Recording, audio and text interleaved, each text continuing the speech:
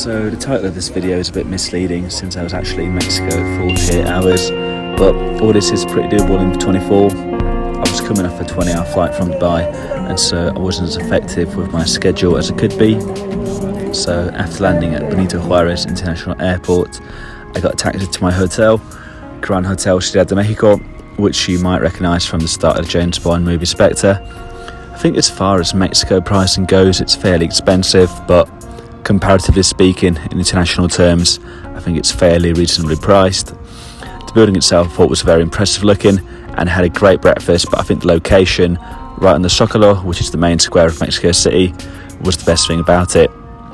Funny, actually, at the start of Spectre, they have a Day of the Dead parade at the Zócalo, which is something that had never actually happened before, but since the movie came out, the local government started to do this parade and has done one every year since.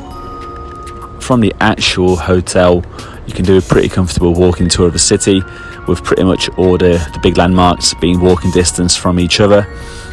I can also recommend going up to the top of the Torre Latinoamericana to get a full view of the city. This was actually the tallest building in all of Latin America until 1972. Fun fact, I read that this was actually quite a big engineering achievement, as it was the first major skyscraper built on seismic ground, and it actually withstood the 1985 Mexico City earthquake without any damage.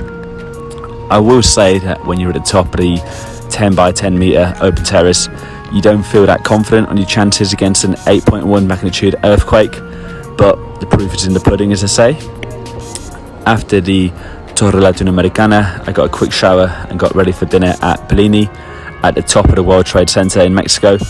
This building actually took over as being the tallest building in Latin America from 1972 to 1979. Originally, it was supposed to be the largest hotel in the Americas, but long story short, they ran out of money and it became the commercial mixed-use complex it is today, with Bellini, the world's largest spinning restaurant, at the top of it. Before I got there, I was kind of hoping the building would spin, which wasn't the case. It's the floor in the actual restaurant that spins. It's a very smooth, steady spin, taking about an hour and 45 to do a full turn. So if you weren't looking out for it, you might not even notice that you're moving.